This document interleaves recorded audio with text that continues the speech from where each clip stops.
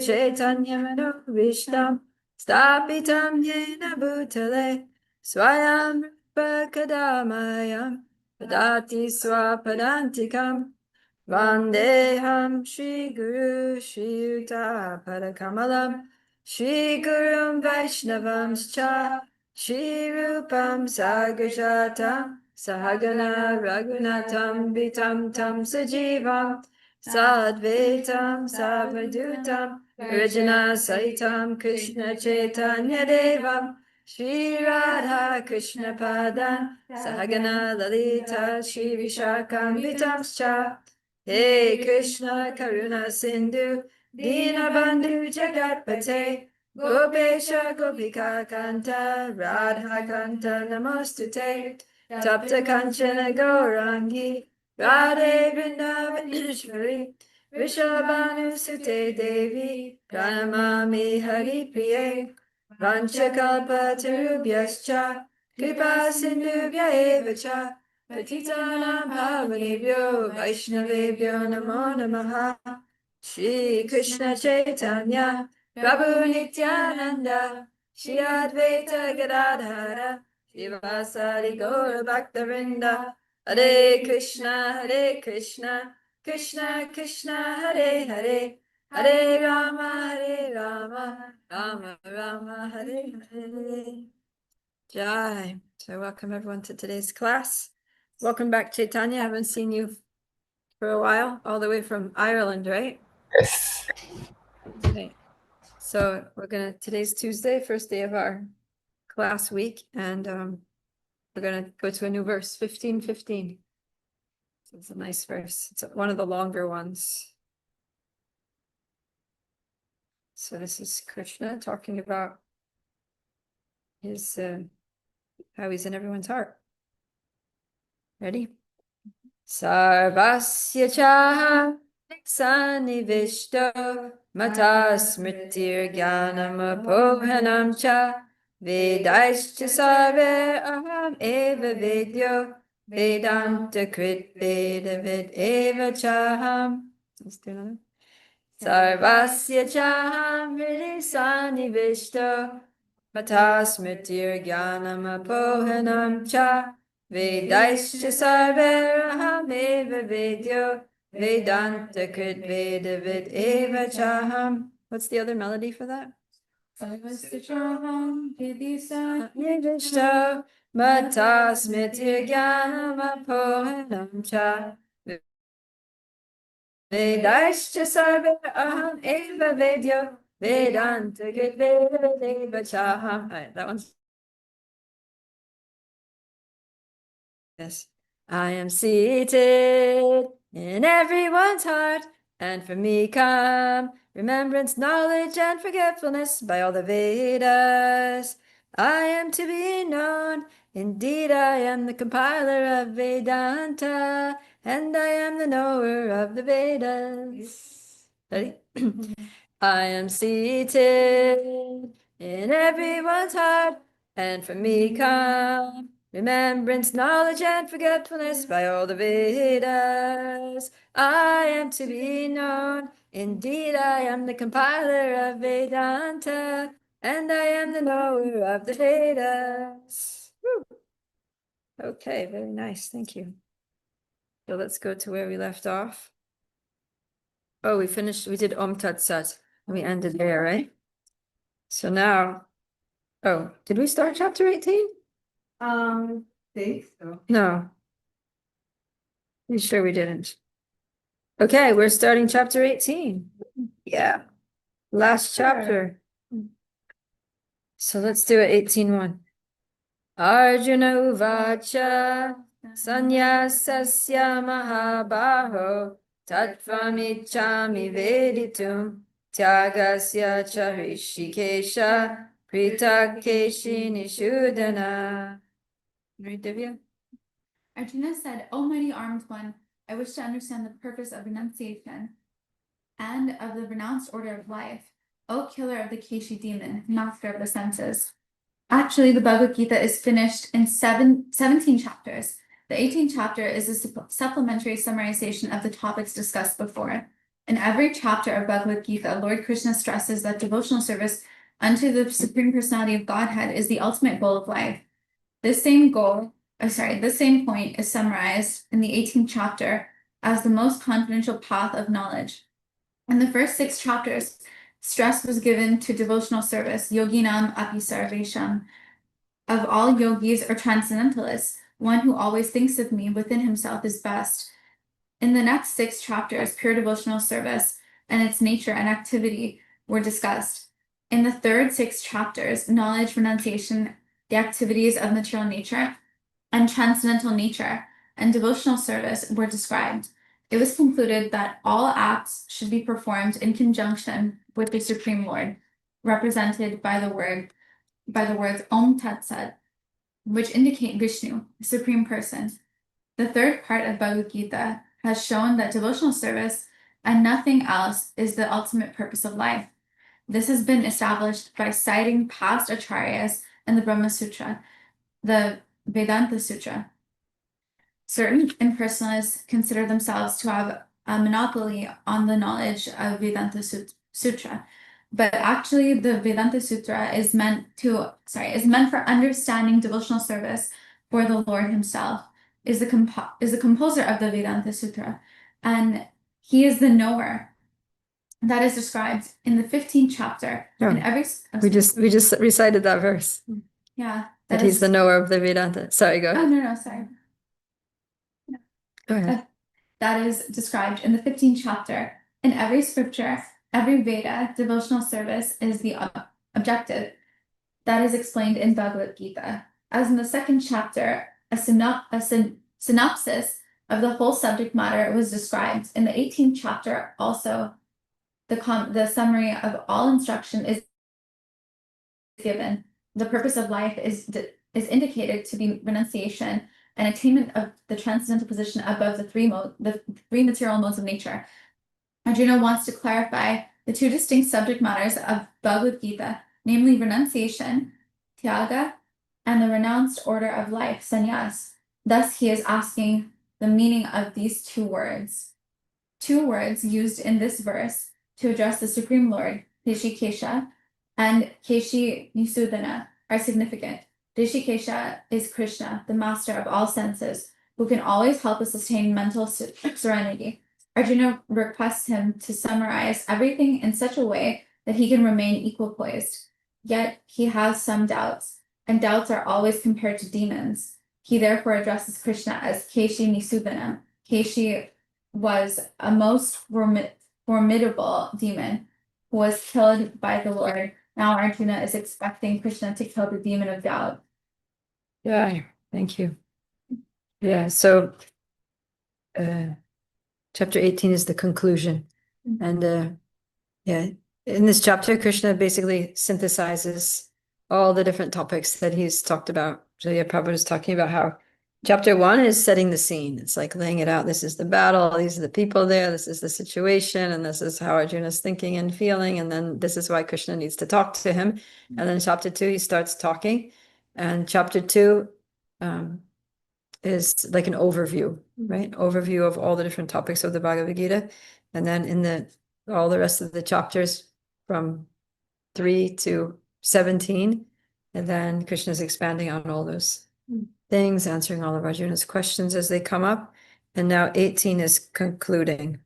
So as we read chapter 18, you're going to get some flashbacks to previous topics and previous points that Krishna made. And you'll see how he's not just repeating the same points, but he's weaving it together. Now he's taking, things from chapter 16, things from chapter 5, things from chapter 10, and he's like weaving them all together into a succinct, harmonious synthesis in this conclusion here. And he adds a few new spins. And then after putting that all together, then he comes to the ultimate, he brings it all to sort of like a pinnacle. The ultimate conclusion is leading us to a directive, which is abandon all varieties of religion and just surrender to Krishna. And you'll be free from all sinful reactions. Do not fear. So, or always think of me. Krishna says, always think of me, become my devotee. So these very essential verses are going to be at the end of the 18th chapter. But now he's talking about, Arjuna is asking about renunciation, because renunciation has been like quite a consistent and a recurring theme throughout the Bhagavad Gita. So now Arjuna, he's heard different words. Krishna has used different words every time he talks about renunciation. Either he's talking about tyag, he uses the Sanskrit word tyag, or he uses the Sanskrit word sannyas. So now Arjuna is saying, oh, you've been talking a lot about renunciation and you use these two words. I'm not clear, what is the distinction between, are they synonyms or are there differences? Or can you please clarify these two concepts, which are sort of nuances of renunciation? So now, yeah, this is what Krishna is going to do. Okay. All right, so now Krishna is going to answer. Shri Bhagavan Uvacha Kamyanam Karmanam Nyasam Sanyasam Kavayo Vidu Sarva Karma Palatyaga Rahustyagam Vichakshanai. Kritika? The three personalities of God Himself. The giving up of activities that are based on material desire is what great learned men call the renounced order of life sannyas. And giving up the results of all activities is what the wise call renunciation, tyaga. Purport. The performance of activities for results has to be given up. This is the instruction of Bhagavad Gita. But activities leading to advanced spiritual knowledge are not to be given up. This will be made clear in the next verses. In the Vedic literature, there are many prescriptions of methods for performing sacrifice for some particular purpose. There are certain sacrifices to perform to attain a good son or to attain elevation to the higher planets. But sacrifice prompted by desire should be stopped. However, sacrifice for the purification of one's heart or for advancement in the spiritual science should not be given up. Yeah, so Krishna makes the distinction very clear. He's saying that, so both of them mean giving up something. So sannyas means giving up all activities that are based on material desire. And then tyag means not giving up the activities. You can still do the activities. You just give up the result of the activities, or you give up your attachment to the activities. So yeah, tyag is more kind of like yukta vairagya, right? Like you don't need to throw your thing away, just use it in Krishna's service. Where sannyas is like, no, you need to actually like not have that thing anymore. But Yeah. so say that yeah, yeah, Yeah. Well, yeah, you could say that.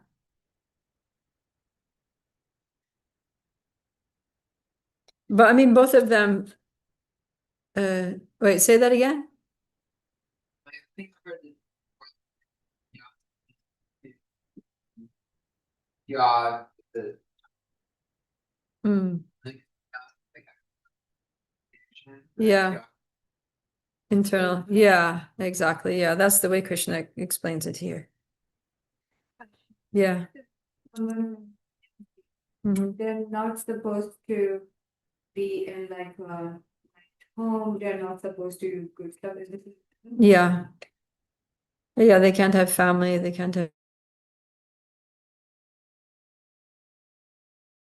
home or vehicle or anything. Yeah, they have to give things up. So then, how they're taken care. Huh? How they're taken care. By the society? By like, yeah. God. Krishna arranges. Don't worry, I don't think there's a hungry sannyasi in ISKCON. Okay, so text 3. Tyajyam doshavad ityeke karma prahur manishinaha yagyadana tapakarma natyajyam iti chapare. Pragati? Some learned men declare that all kinds of fruitive activities should be given up as faulty. Yet other sages maintain that acts of sacrifice, charity, and penance should never be abandoned. Purport. There are many activities in the Vedic literature which are subjects of con- contentation. Contention. Contention. For instance, it is said that an animal can be killed in a sacrifice, yet some maintain that animal killing is completely abominable. Although animal killing in a sacrifice is recommended in the Vedic literature, the animal is not considered to be killed. The sacrifice is to give a new life to the animal. Sometimes the animal is given a new animal life after being killed in the sacrifice, and sometimes the animal is promoted immediately to the human form of life. But there are different opinions among the sages. Some say that animal killing should always be avoided, and others say that for a specific sacrifice it is good.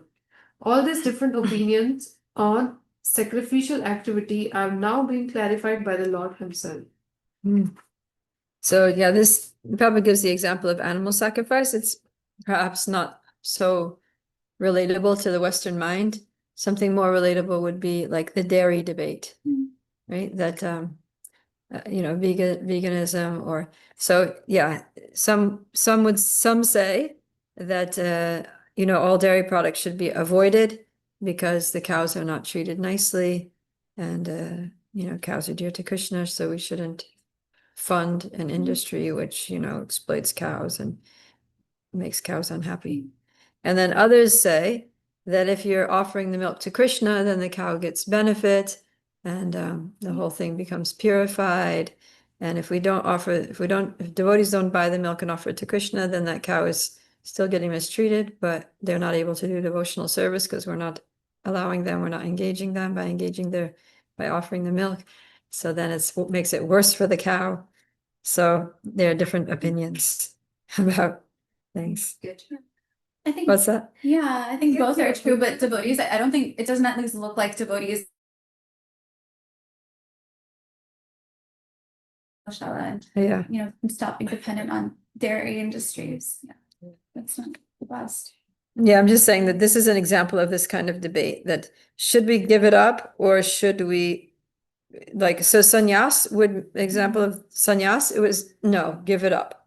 But tyag would be no, connect it to Krishna, offer it to Krishna, purify it, engage it, everyone involved gets benefited. So, but we do it in a detached way. We're not offering it for our sense gratification, but we're offering it to benefit the animal and the humanity. So ultimately to please the Lord. So then, this is verse 3 is saying that some people say that all kinds of fruitive activities should be given up because they're doshavat, they're faulty. And others say that no, there are some things that, like sacrifice, charity, and penance, that everyone should do. Even sannyasis should give in charity and should perform some austerities and should do some kind of sacrifice. Harinam, Sankirtan Yagya, at least. So now Krishna is going to tell us what he thinks. Text 4. Nishchayam shrinu me tatra tyage bharata sattama tyago hi purusha vyagra trividha samprakirtita. Do you want to read, Daniel? So the Prabhupada is now judgment about renunciation among men, renunciation. Although there are differences of opinion about renunciation, here the Supreme Personality of Godhead, Krishna, gives his judgment, which should be taken as final. After all, the Vedas are laws given by the Lord. Here the Lord is personally present, and his word should be taken as final. The Lord says that the process of renunciation should be considered in terms of the modes of material nature in which. Okay, so this is easy for Arjuna because he's got Krishna standing right there. So Krishna's saying, some people say this and some people say that, and there's a lot of disagreement even amongst the devotees, even amongst the sages. What is the right thing to do? So let me tell you what I think is the right thing to do. And then Prabhupada says that when Krishna gives his judgment, that's final, because all these Vedas are just given by the Lord. So he's, that's the verse that we're learning, 15:15. He says, Vedanta Krit Veda Ved Eva, that I am the compiler of the knower and the compiler of the Vedanta. So if somebody's reading a scripture and they're reading, oh, it says this, and somebody else reads another part or another scripture and says, no, it says that, and they contradict each other, then we have to consult the author, right? Like, what did you really mean? What is the highest principle? What applies in this situation? So now Krishna is going to tell us in the next verse and a few verses after that. So text 5. Yagyadana tapa karma nyatyajam karyam evatat yagyo danam tapaschaiva pavanani manishinam. Would you like to read Chaitanya? Acts of service, charity, and penance are not to be given up. They must be performed. Indeed, sacrifice, charity, and penance purify even the great souls. The yogis should perform acts for the advancement of human society. There are many purificatory processes for advancing the human being to spiritual life. The marriage ceremony, for example, is considered to be one of those sacrifices. It is called Vivaha Yajna. Should a sannyasi who is in the renounced order of life, who has given up his family relations, encourage the marriage ceremony? The Lord says here that any sacrifice which is meant for human welfare should never be given up. Vivaha Yajna, the marriage ceremony, is meant to regulate the human mind so that it may become peaceful for the spiritual advancement. For most men, this Vivaha Yajna should be encouraged even by persons in the renounced order of life. Sannyasis should never associate with women, but that does not mean that one who is in the lower stages of life, a young man, should not accept a wife in the marriage ceremony. All prescribed sacrifices are meant for achieving the Supreme Lord. Therefore, in the lower stages, they should not be given up. Similarly, charity is for the purification of the heart. If charity is given to suitable persons, as described previously, it leads one to advanced spiritual life. Okay, thank you. Yeah, so this is Krishna's verdict. He's saying some say that all activities should be given up. Others say that sacrifice, charity, and penance should never be abandoned.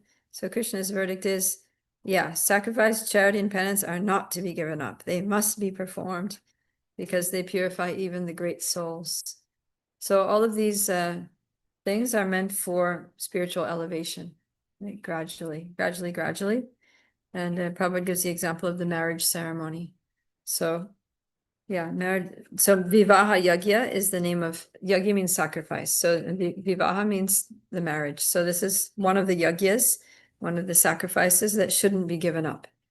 And so why? Because it purifies the person, right? Instead of, somebody just going around and have a lot of boyfriends and girlfriends and degrading themselves and, just living a wanton, irresponsible life of sense gratification. It's better get married, right? So restrict yourself to one person and take responsibility for that person and maintain the situation and have children and,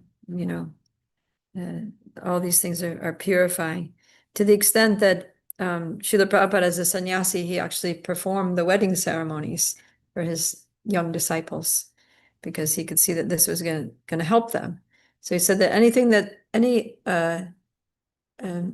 one of these practices that actually helps one in their spiritual advancement, then that should be accepted. So that's the general principle, right, of surrender to Krishna, that you should accept what's favorable for our Krishna consciousness and reject only what's unfavorable for our Krishna consciousness. It's kind of like the standard guideline for all devotees.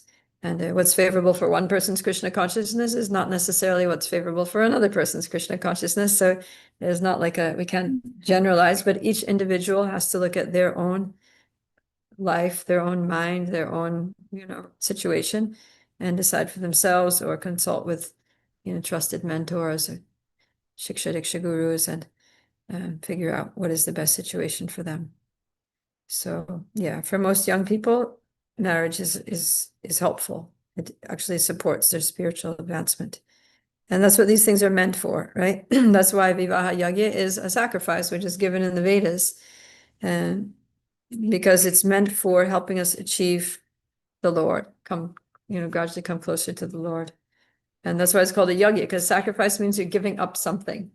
So what are you giving up? You're giving up your freedom to go and have relationships with all kinds of people out there, at your whim. voluntary restriction. So you're sacrificing all that, so-called freedom, and you're taking on, what can sometimes be a heavy burden, of marriage life, and especially when you have like a big family. But you're doing the sacrifice because you know that you need it to purify your consciousness so that you can eventually become detached and learn from it and grow from it and develop good qualities from it and come closer to Krishna. Okay, any thoughts so far on any of these verses? And it's taking responsibility in order to take responsibility. Just like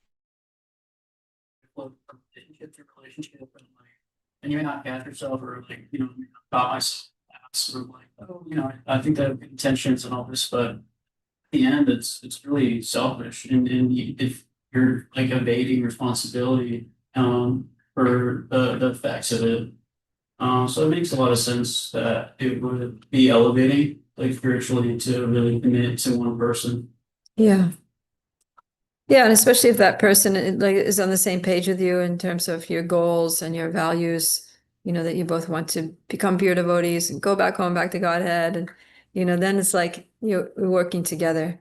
And usually, the things that make us want to leave a relationship are, conflicts. And we feel like I just can't stand this person anymore, blah, blah, blah. They're really like irritating me too much. And then, but why is that? It's because they're bringing out our anartas, they're bringing out and sometimes they're like mirroring, the very things that we need to work on. So if as soon as that we start seeing, the darkness of our own hearts, that person is like, showing us, then we'll think, oh, this is uncomfortable. I don't like this. I don't like how this person is confronting me on this, and I'm leaving, right? So then what happens? We don't deal with it.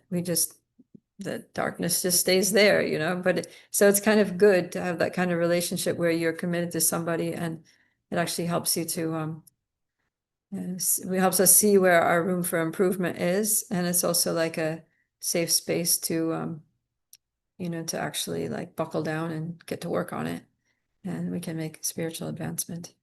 So that's also another good thing about Grihastha ashram. And if your spouse doesn't tell you what your faults are, your children will. Because they don't have filters, right? They'll be like, all right. Mommy, I thought you said that we aren't supposed to do that. Whatever. So, yeah. Okay, let's go to text 6 then. Etanyapi tu karmani sangam tyaktva phalani cha kartavyani ti me parta nishchitam mattam uttamam. Let's see. Alia, would you like to read text 6? Yes. All these activities shall be performed without attachment or any expectation of result. They should be performed as a matter of duty. O son of Partha, that is my final opinion. Purport: although all sacrifices are purifying, one should not expect any result by such performance. In other words, all sacrifices which are meant for material advancement in life should be given up. But sacrifice by purify one's existence and elevate one to the spiritual plane should not be stopped. Everything that leads to Krishna consciousness must be encouraged.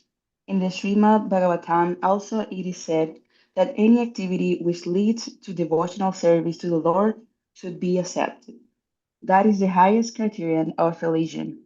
A devotee of the Lord should accept any kind of work, sacrifice, or charity which will help him in the discharge of devotional service to the Lord. Yeah, thank you.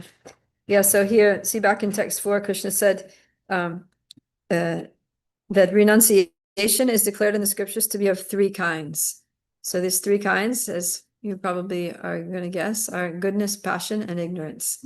So now he's describing renunciation in the mode of goodness, that in the mode of goodness, it's performed without any attachment or any expectation of the result, right? So you're not doing it for any material gain. You're not doing it for name and fame. You're just doing it. Why? Because it's your duty. That's it. It's performed as a matter of duty. And that's the kind of sacrifice that's in the mode of goodness. So mode of goodness means it's going to be purifying. It's going to be a good thing. And it's going to aid our spirit. It's going to elevate one to the spiritual plane gradually, right? Because mode of goodness is the springboard to the spiritual platform. And then, yeah, just like I was saying, Prabhupada says, everything that leads to Krishna consciousness must be encouraged. So any activity. And sometimes, like, especially when new people are coming to Krishna consciousness, it can be something that, for somebody who's already, let's say, an initiated devotee, that thing wouldn't be helpful at all. It might actually just like, be the bridge back to Maya for them. But for somebody who is, just starting to come, that very thing may be their bridge to Krishna. So that's the thing about bridge, like bridge, we call it bridge programs or bridge preaching, is that there's like, here's Krishna, and then there's a river, and then here's like just materialism, right? And Krishna consciousness, materialism. I mean, I know it's like an artificially like black and white kind of distinction, but just for the purpose of the image. And then there's a river. So then there's a bridge over the river. So the bridge is meant for bringing the people from materialism over to Krishna consciousness. But if people who are Krishna conscious are not careful, that same bridge might bring them back to materialism, right? It can go both ways. So they have to hold the bridge carefully. Yeah, they have to like make sure that if they're not strong, they should, stay on the other side of the bridge, send people out there that can cross over the bridge and bring people back and not get lost on the other side and never come back. So, yeah. So in that sense, yeah. So what's favorable for one may not be favorable for another. There was one girl, she was in Krishna House, Gainesville, and we used to go on Saturday night Harinams, and especially in the autumn when the fall semester, there were a lot of football games. Hey, Lavanga. Lavanga was like the acharya of the Saturday night Harinams. So, yeah, every Saturday night we go out. And if there was a football game, it was like the biggest, like the whole city of Gainesville would just be like flooded with people. It would just be like the streets would be closed off and it would just be like people everywhere after the game. So it was good for Harinam because you could, and people were like, especially if the Gators won, like if the home team won, then everyone would be like super happy. They'd be like dancing, and most of them are intoxicated. So they're like dancing in kirtan, and it would get wild. And then, so everybody's drinking, the whole place smells of weed. Anyway, so we're out there doing Harinam, and it's all young people, like mainly students. So anyway, so there was this one girl, and I was like, hey, come on Harinam, it's gonna be really good, it's gonna be really ecstatic, we're gonna dance, we're gonna sing, and a lot of devotees. And she's like, no, I can't go. I was like, why not? She said, the thing is, I'm gonna go out there and I'm gonna see all those young people and I'm gonna smell the weed and I'm gonna want to smoke it. And all those like desires are going to come up again, and I just can't even deal with it. I'm going to stay here and chant Hare Krishna and listen to a class by my guru that I'm aspiring for. I was like, okay, you keep yourself safe. We all know. No, you don't. So Feel like if she had gone there, she could have been feeling like much stronger, like okay, I'm gonna understand. with the devotees, yeah. Yeah. Yeah, probably if she went and she just like really focused on chanting, but maybe she was just in a headspace where she knew that she wasn't going to be able to focus on chanting. And she was just like, all right, I know what I can do. I know what I can't do. So yeah, we have to know ourselves. Text 7. Niyatasya tu sannyasa karmano no papadyate mohatasya parityagas tamasa parikirtita. Lavanga, would you like to read? I would, but I can't at the moment. My internet's Okay. going in and out. All right, no problem. So we'll get Divya. Prescribed duties should never be renounced. If one gives up his prescribed duties because of illusion, such renunciation is said to be in the mode of ignorance. Work for material satisfaction must be given up, but activities which promote one to spiritual activity, like cooking for the Supreme Lord or offering the food to the Lord, and then accepting the food, are recommended. It is said that a person in the renounced order of life should not cook for himself. Cooking for oneself is prohibited, but cooking for the Supreme Lord is not prohibited. Similarly, a sannyasi may perform a marriage ceremony to help his disciple in the advancement of Krishna consciousness. If one renounces such activities, it is to be understood that he is acting in the mode of darkness. Yeah, so if we give up something which actually could help us, right? We give up if we reject the favorable things, thinking that they're unfavorable, then that's in the mode of ignorance, right? Because we're literally ignorant about what's good for us. We're in illusion about the reality of the situation. So yeah, sometimes I tell the story that there was one devotee and he used to play the flute. Like he had one of those silver flutes and he was really good on the flute. And yeah, so when he joined the temple at that time, we didn't have bhajan bands and things. So it was just kartals, mridanga, and maybe harmonium occasionally. Like that was the beginning. There weren't like a lot. Most of the temples didn't even have harmoniums. So it was basically like kartals, mridanga. That was the only two instruments we had. And so he's like, oh, I'm really touched to playing my flute, but I want to join the Hare Krishnas and move in the ashram. And anyways, he thought that he had to renounce his flute. So then he thought, I'm going to give my life to Krishna and that's it. And he just went down and threw his flute in the river and that was it. And then after he came and then he was singing kirtan. And then I think there was a festival, something like Rath Yatra, and they wanted to have a band on the stage. And they're like, oh, it'd be really cool if we had a flute player. And he was just like, bro, I play the flute and I played it for years and I'd be really happy to play it for Krishna, but I didn't know that I could do that and I chucked it. So that's renunciation in the mode of ignorance. He just didn't know. Yeah. So yeah, cooking. It's not that we give up eating, but we give up eating for sense gratification, right? We give up the attachment to the sense gratification, but we cook for Krishna and we offer to Krishna with love and devotion. And then after we take the prasadam. So yes. Oh yeah, because there's actually there are some strict rules in Vedic culture about sannyasis, that sannyasis cannot cook. Right? There's that one verse that says what real sannyas is, and Krishna says that real renunciation means giving up attachment to the results of the things.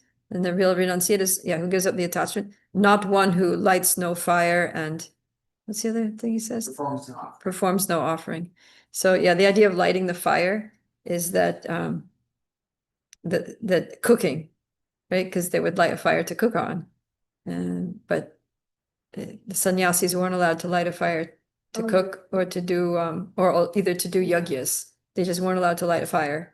So yeah, they had. So then that's one of the rules. So he's saying that cooking for oneself is prohibited, but cooking for the Supreme Lord is not prohibited. So a sannyasi can light as many fires as he wants and cook 108 preps or 1,008 preps and offer them all to the Lord. And that's all good. Yeah, like Srila Prabhupada did so much cooking when he came to America. Like he used to spend hours and hours every day just cooking for everyone. It used to be so quick. Can you imagine cooking? Can you imagine eating what Prabhupada cooked? Like Prabhupada, personally, rolling chapatis and cooking them there and then eating the chapatis that Prabhupada cooked. It's no wonder the devotees were eating 22 chapatis each.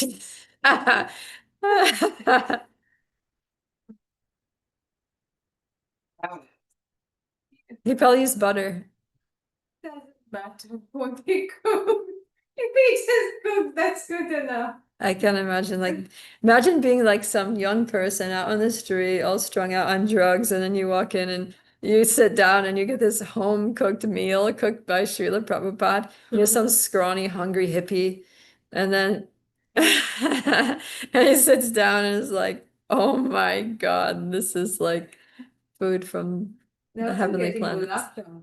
Right? Yeah. And Prabhupada would make gulab jamins by the hundreds and just keep a jar of them by the door for anybody that could just help themselves to. It was yeah.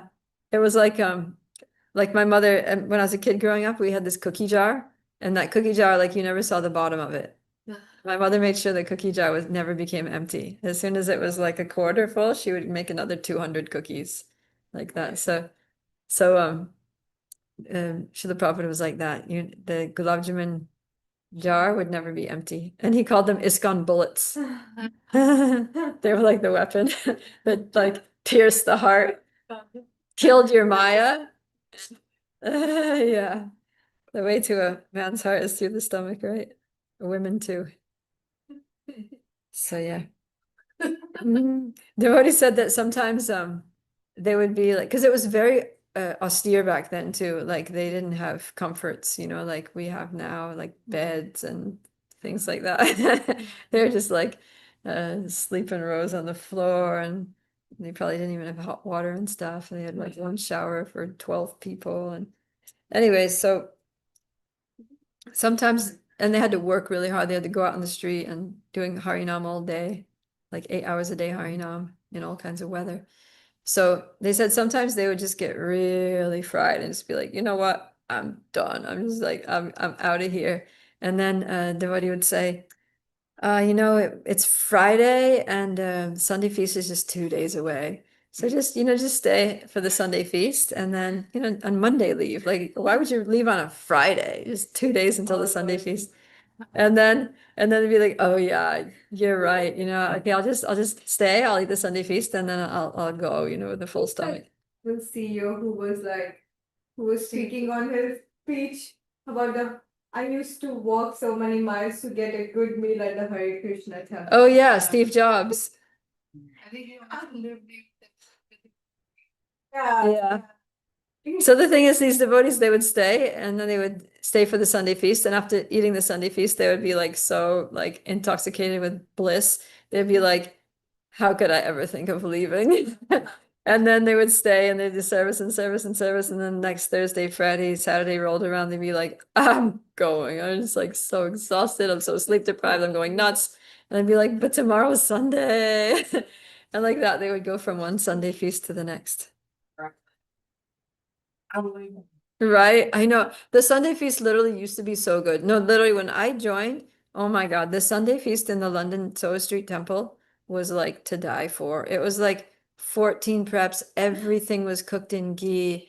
It was like so good. There were like 3 sweets every week and, 10, 11 different like the rice, dal, 3 different sabjis and pakora and chutney and chapati and puri and samosa and another chutney and salad and it was like epic. And then there was always sweet rice and there was always laddu and then another sweet like a cake or a pie or something like that. It's all together. Yeah, it was one meal. What? It was one meal. And it was free for everyone? Yeah. The temple was so rich. Yeah, and it was all cooked in ghee. It wasn't rich, it was just like they were into like prasadam and quality. They were like, this is what we're spending on.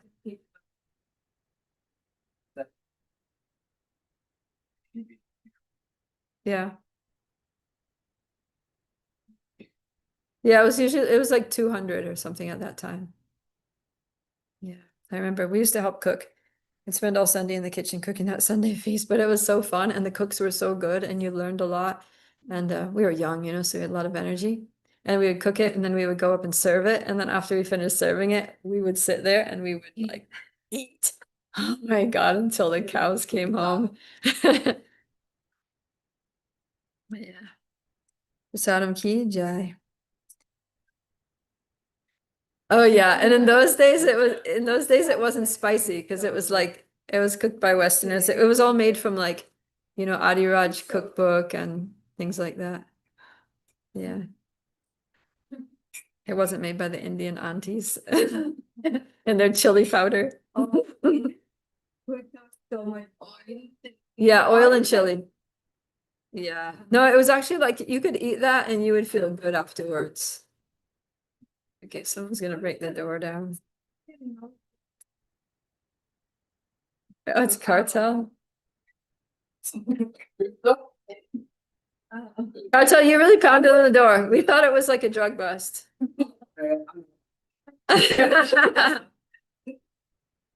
Yeah. Actually, here for you. Remember? Oh, yeah, dude. The house is a little busy today. All right. So let's go to text 8.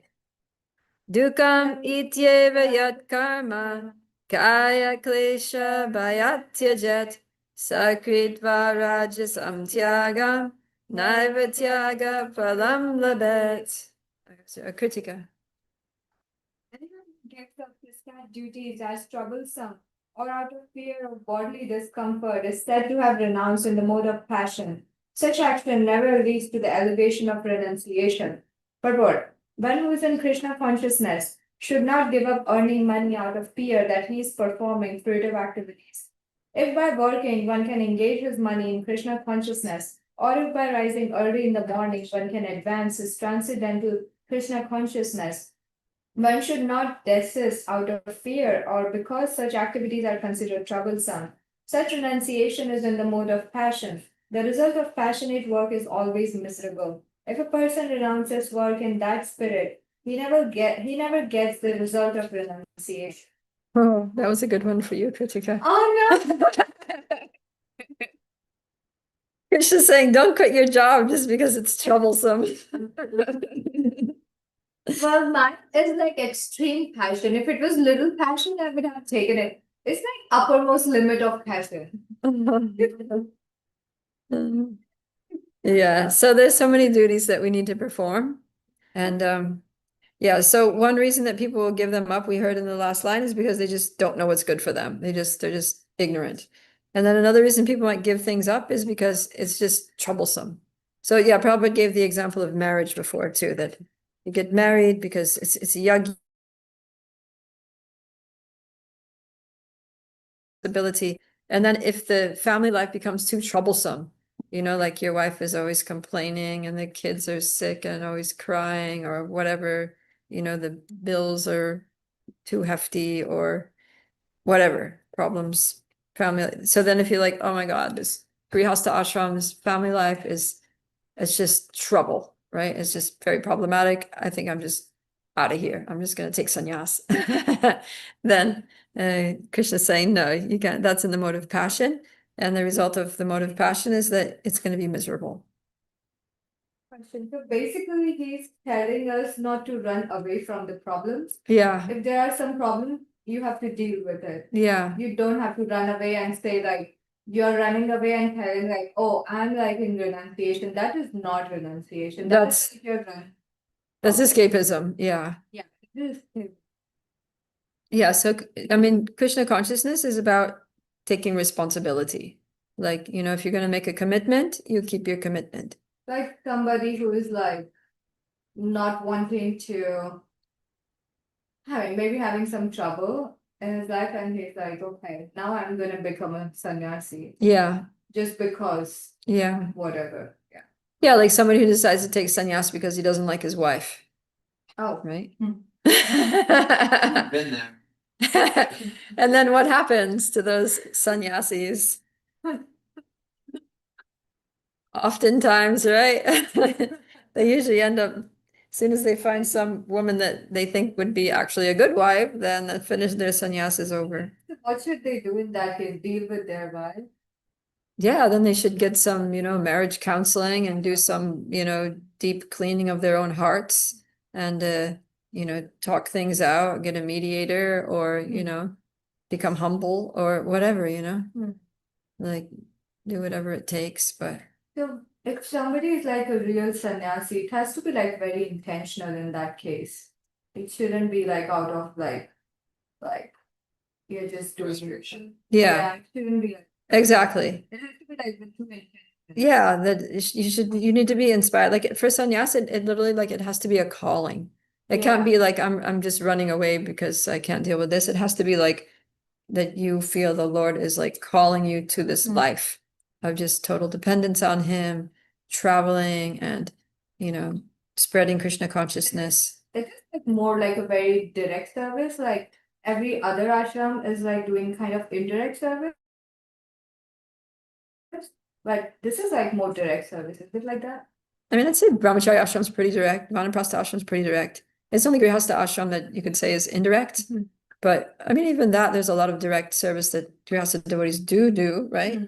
Like we see here in our community, a lot of Grihasthas, they're coming to the morning program, they're chanting japa, they're cooking the Sunday feast, they're doing service at festivals, they're worshiping the deity on the altar.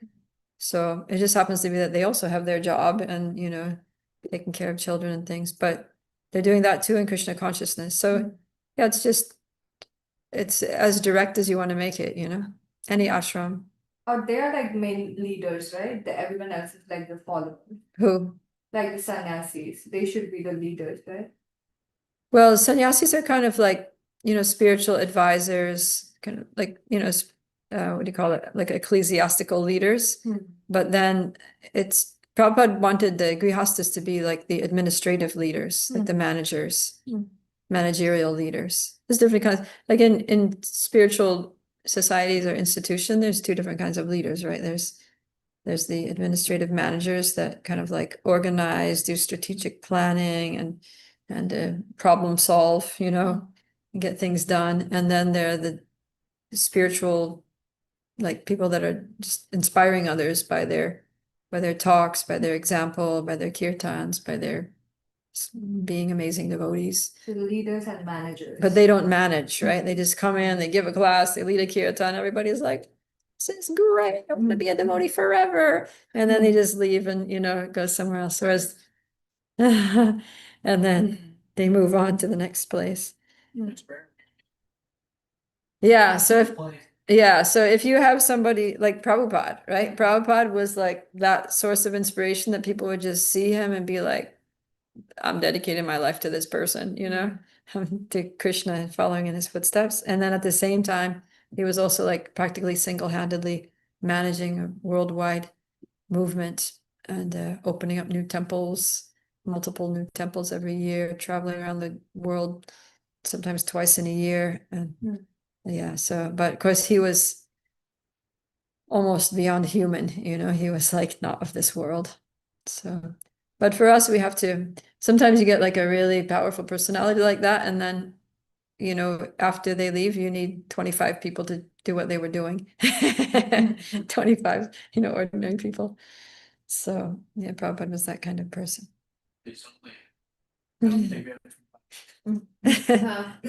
That- Thanks, Daniel.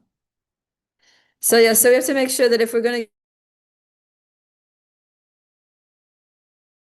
actually not favorable, and that's why I'm giving it up, and don't just give it up because it's uncomfortable or troublesome, but we have to really, you know, Krishna consciousness is, we don't reject the world, but we try to connect the world. So it's actually very positive. It's less about giving up the bad things, and it's more about embracing the good things. You know, it's actually very like proactive and optimistic, and it's a very bright, joyful path, right? That's what Lord Chaitanya is. Kevala Ananda Kanda says path which is only blissful. Kevala means only blissful, only happy. So we don't have to do self-flagellation and, you know, deprivation and all this stuff, starvation. Yeah, and we just serve Krishna, chant, dance, throw huge festivals, cook big feasts, you know, have nice spiritual discussions, make friends, and go on retreats and yatras, and you know, it's very nice. Ecstatic kirtans. Okay, Kritika, and then just Okay, for example, if you're doing some service and because of that service, you're feeling like you're not feeling happy about it. So would you still keep on doing that service, or you should stop that service or do something else? Like not like really little bit uncomfortable, like miserable. Yeah, you have to look into like, why is it that you're unhappy? You know, because sometimes it's not necessarily the service, it might be the association. And then sometimes it's not because you're not giving up because it's troublesome, you're giving up because it's just not right for you. You know, it's just like totally disaligned with your nature. So that's why you're not happy, because you're not able to be you. You know, that service is just not what you're cut out for, kind of thing. You're forcing yourself to be something that you're not and do something that you're not meant to be doing, and that's why you're frustrated and miserable. So yeah, but if it is something that's our nature and it's just difficult, then that's not a reason to give it up. That's a reason to, hone in on our skills, get the support that we need, get some training or whatever, and be successful in it. Persevere. You have to look into Yeah, why. yeah. Or it might just be that like our sadhana is not good, or we're not getting enough sleep, or our health is not good, and so we're trying to do something, but we don't even have the physical strength, to do it. And so whatever we do is going to be miserable because we're just not feeling well. Okay. Oh, it's 5 o'clock. All right. So we did 8 verses and we talked about renunciation and the modes, the difference between renunciation, tyag and sannyas, and that was nice.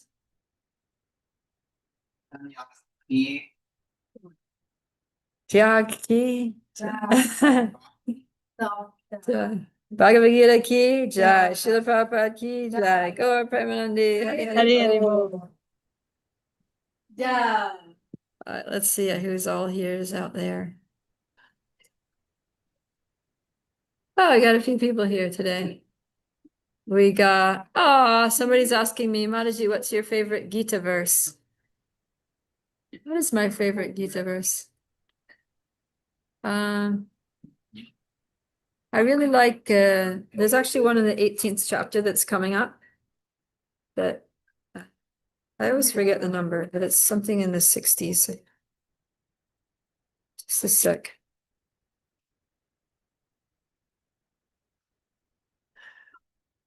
Where is it? Maybe, oh no, it's in the 50s. Oh, it's here. It's 1858. If you become conscious of me, you will pass over all the obstacles of conditioned life by my grace. If, however, you do not work in such consciousness, but act through false ego, not hearing me, you will be lost. I really like that verse because Krishna is saying, if you just become conscious of me, you'll pass over all the obstacles of conditioned life by my grace. Because sometimes we think that there's a lot of difficulties, in this world, in this life, in this body, in this mind, and everything. Like there's just so many obstacles to going back home, back to Godhead. But Krishna says that if we just become conscious of him, if we just remember him, then we'll easily overcome all these obstacles and we'll attain his eternal loving shelter. Okay, Jai. Thank you all very much for attending, and we are going to sign off here. Hare Krishna.